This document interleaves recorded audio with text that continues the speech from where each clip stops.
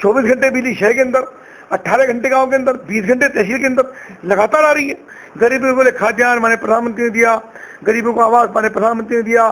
चेतावनी देकर गोली मारने का मुद्दा को ध्यान, किराने में, मुजफ्फरनगर में, शामली में ये सारी घटनाएं हुई हैं। अभी हमने एक मुजफ्फरनगर के अंदर एक 4 करोड़ रुपए का सरकारी गेस्ट हाउस पीडब्ल्यूडी का वो स्वीकृत करा दिया है, उसका काम शुरू होने वाला है। जो गरीब लोग थे, इनका मकान भी नहीं था, प्लॉट भी नहीं था, ऐसे सब लोगों को हमने खांजापुर के अंदर 500 मकान, और इसके अलावा एमडी के सामने जीटी रोड पर 224 मकान। उत्तर प्रदेश की योगी सरकार को 4.5 साल का वक्त हो चुका है। आज हमारे साथ हैं मुजफ्फरनगर सदर से विधायक और उत्तर प्रदेश सरकार में कौशल विकास मिशन के मंत्री कपिल अग्रवाल जी।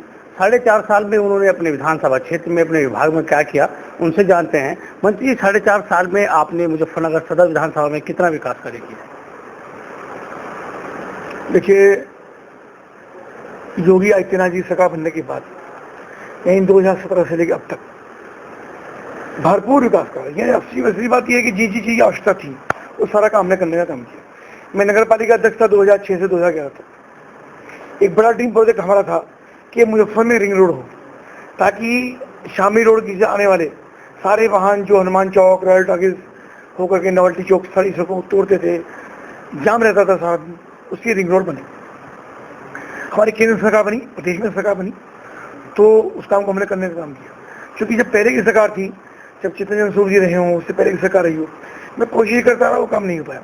हमारी सरकार आने के बाद हमने उस रिंग रोड को, यानी पानीपत खटीमा मार्ग जो बना है, उसमें हमारा रिंग रोड भी है।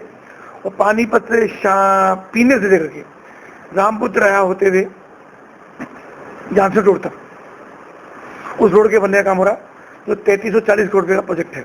उसमें लगभग 1100 करोड़ का प्रोजेक्ट केवल बाईपास का है। और ये मेरे लिए बहुत पसंद का विषय है कि जो मेरा ड्रीम प्रोजेक्ट था वो पूरा हुआ। इसके अलावा शहर भर के अंदर सड़कें हैं, बिजली का बहुत बड़ा इंफ्रास्ट्रक्चर बदला। हमने ट्रांसफार्मर, पुराने तार, नए खंभे, नए कनेक्शन देने का काम किया। 220 kV का नया बिजली घर जो बधाई के अंदर बना, वो हमारी विधानसभा से हुआ।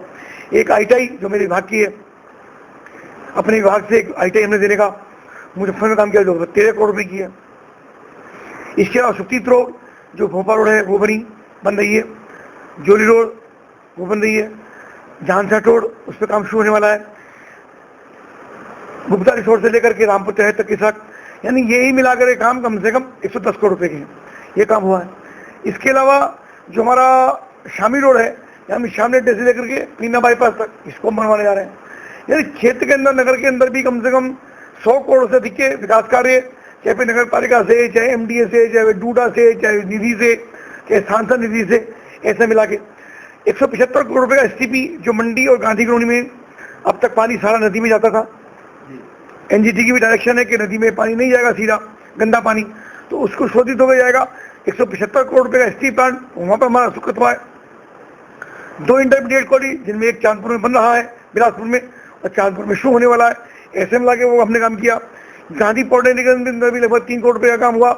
और 3 पुल नदी पर, एक नदी पे पुल, एक पताफाश पर पुल, नदी पर एक मिमला रोड पर तीसरा पुल, ऐसे मिला के 3 पुल हमने स्वीकृत कराए, हमारा काम चल रहा है। तो वो जो 3 पुल आपने स्वीकृत कराए हैं, उनसे क्या एक मुजफ्फरनगर की जनता को, सदर मुजफ्फरनगर की जनता को क्या उसका एक लाभ मिलेगा? पुल बने तो लाभ नहीं हो गया।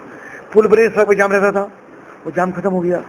पर्दाफाश का पुल तो गिर जाता था, एक्सीडेंट होते थे, कई बार उसके अंदर दुर्घटनाएं हुई, उसका बनना बहुत जरूरी था। अब नया पुल बन गया है। ऐसी मिमना रोड पे पुल बना जो शामली रोड को और चट्टा रोड को जोड़ेगा। उससे शहर का जो भीड़ भाड़ शामली रोड पे है वो भीड़ खत्म होगी, लोग वहाँ से ट्रैक्टर, टोलियाँ, बसें लेकर के वहाँ से जा सकते हैं। इस प्रकार का वो हुआ। यानी ज़्यादा पुल होंगे तो ज़्यादा लोगों का रास्ता बनेगा, ज़्यादा रास्ता बनेंगे तो भीड़ कम होगी, ये काम हुआ है। अभी हमने एक मुजफ्फरनगर के अंदर एक 4 करोड़ रुपए का सरकारी गेस्ट हाउस पीडब्ल्यूडी का वो स्वीकृत करा दिया है, उसका काम शुरू होने वाला है। यानी हर क्षेत्र के अंदर, इसके अलावा 450 मकान प्रधानमंत्री आवास के अंदर वो हमने बन गए, आवंटित हो गए। माननीय काशियाम आवास उसके अंदर बने हैं, वो आवंटन हो गए।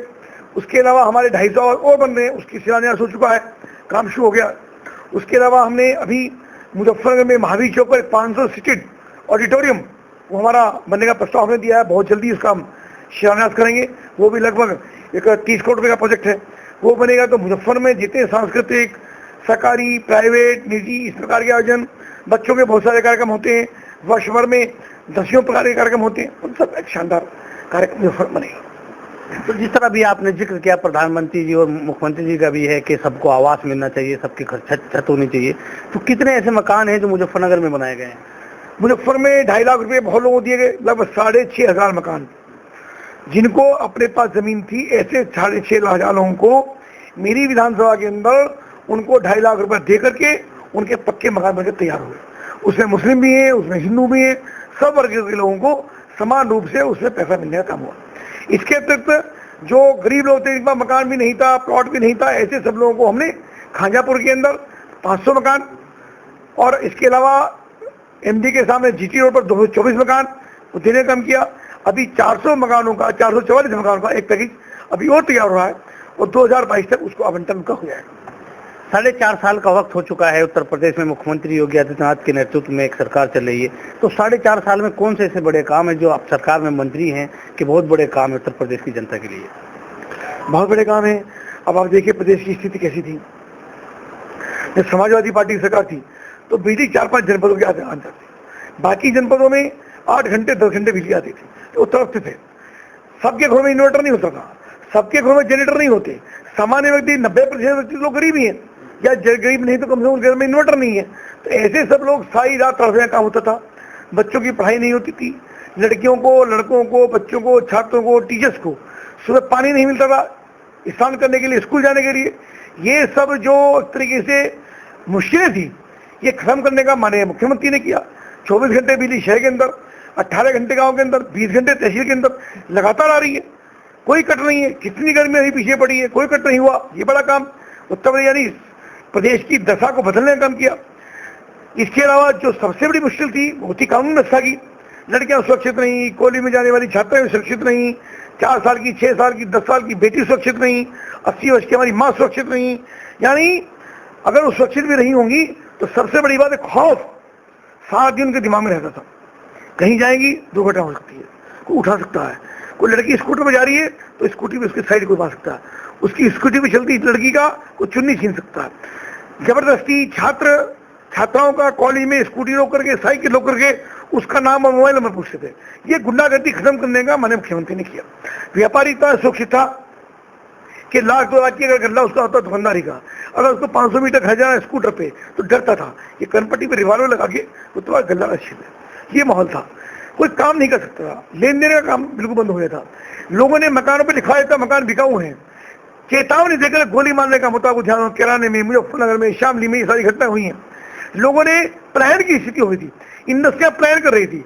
मुजफ्फर में 100 इंडस्ट्रियां रहेगी जिनमें से 80 इंडस्ट्रियां बंद हो गई थी सरकार की कुरीति के कारण, सरकार के दोहन के कारण, शोषण के कारण से।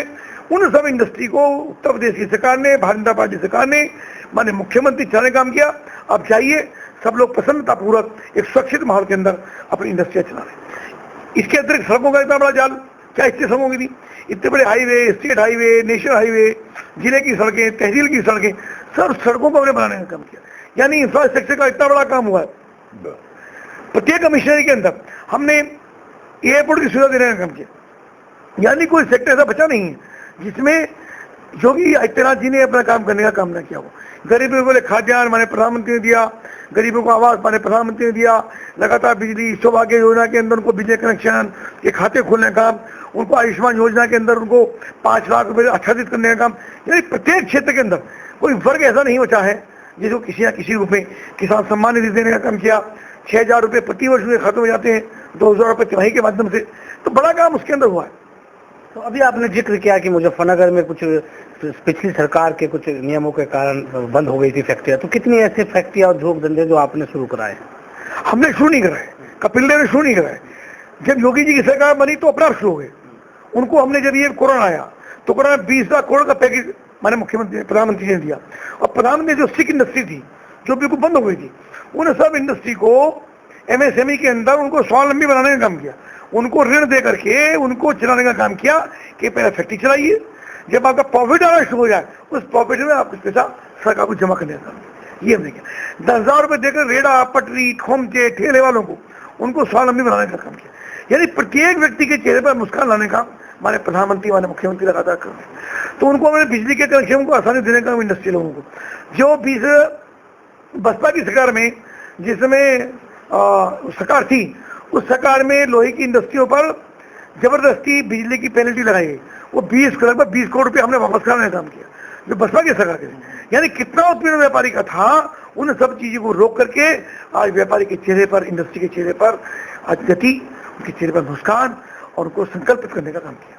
मंत्री जी, 2022 का विधानसभा चुनाव आपके सामने है, उत्तर प्रदेश की योगी सरकार, और आप किस तरह 2022 का इलेक्शन भारतीय जनता पार्टी लड़ेगी? देखिए राशि जी कि ये चुनाव, इस चुनाव के आने से पूर्व यानी प्रधानमंत्री नरेंद्र मोदी जी ने, मुख्यमंत्री योगी आदित्यनाथ जी ने सर्वांगीण विकास का काम किया, युवाओं के लिए, बहनों के लिए, बेटियों के लिए, किसानों के लिए, मजदूर के लिए, गरीब के लिए, सब प्रकार के विकास कार्य, सबके चेहरे पर मुस्कान लाने का काम किया। किसानों के लिए आय दोगुनी करने का संकल्प, इंडस्ट्री को चलाने का काम, ये लगातार चीजें हुई हैं। पर मेरा कहना है कि चुनाव केवल सड़कों का, नालियों का, इंफ्रास्ट्रक्चर का चुनाव नहीं है। ये चुनाव, इस बार का चुनाव बहुत महत्वपूर्ण चुनाव है। ये चुनाव मुझको लगता है कि इस प्रकार के लोगों का चुनाव है जो नारे लगाते थे कि अफजल हम शर्मिंदा हैं, तेरे खातिर जिंदा है। हमारा मानना है कि हम गुरु गोविंद सिंह के वंशज हैं। ये चुनाव गुरु गोविंद सिंह के वंशजों में और अफजल गुरु के वंशजों के बीच में होने वाला है। ये चुनाव उन लोगों के बीच में है जो नारे लगाते हैं कि भारत तेरे टुकड़े होंगे इंशाअल्लाह इंशाअल्लाह। ये चुनाव उन लोगों से है। ये चुनाव उन लोगों के वंशजों से है जो लगातार किसी न किसी को इस बात का नारा लगाते हैं कि हमारी सरकार आएगी कि भगवान राम के बनने वाले भव्य मंदिर को तोड़ करके दोबारा मस्जिद वहां पर बनाने का काम करेंगे। ये चुनाव उन लोगों से, ये चुनाव उन लोगों से भी है जो धारा 300 तक हटी तो बहुत दुखी हैं और उनको नारा लगाते हैं कि हमारी सरकार आएगी तो धारा 300 तक हटाएंगे, नाम तक दोबारा लाएंगे और वहां पे धारा 300 तक को पुनर्स्थापित करने का काम करेंगे। भगवान राम का जब त्रेता युग में राज्य था, सीता माता का वन के अंदर हरण हुआ तो रावण प्रकांड पंडित था, विद्वान होने के बावजूद उसने सीता माता का हरण करने का काम किया। त्रेता युग के अंदर भी दुर्योधन ने द्रौपदी का चीरहरण करने का काम किया। ये चुनाव ऐसे लोगों के साथ है क्योंकि आज भी लोग नारी का अपमान कर रहे हैं, नारी को तिरस्कृत कर रहे हैं, नारी के साथ गुंडागर्दी करते हैं। बहन बेटियां सुरक्षित नहीं थी, योगी आदित्यनाथ जी के आने के बाद वो बेटियां, महिलाएं, छात्राएं सुरक्षित हुई हैं, व्यापारी सुरक्षित हुआ है। लगातार गुंडई का साम्राज्य था, उन सबको ध्वस्त करने का काम, सारे गुंडों को, माफियाओं को प्रदेश से भगाने का काम माननीय मुख्यमंत्री योगी आदित्यनाथ जी किया। उनको संरक्षण देने वाले जब योगी जी बुलडोजर चलाते हैं, उन पर आंसू बहाने वाले लोग हैं, ये उनकी साथ चुनाव है। मेरा आपसे निवेदन है, आपके चैनल के माध्यम से, ये जो लोग हैं जो लगातार देश के ध्वस्त करने का काम, जो लगातार राष्ट्रविरोधी गतियों में शामिल रहते हैं, ऐसे लोगों के साथ ये चुनाव है। प्रधानमंत्री जी के आने के बाद, योगी जी के आने के बाद प्रदेश की दशा और दिशा बदलने का काम हुआ है।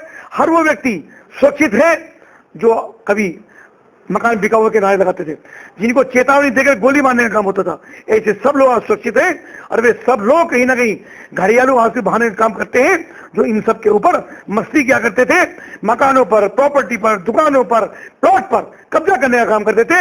योगी आदित्यनाथ जी की सरकार में वे सब लोग कहीं ना कहीं उसको ध्वस्त करने का एक सपना देख रहे हैं, उनके सपने साकार नहीं होंगे।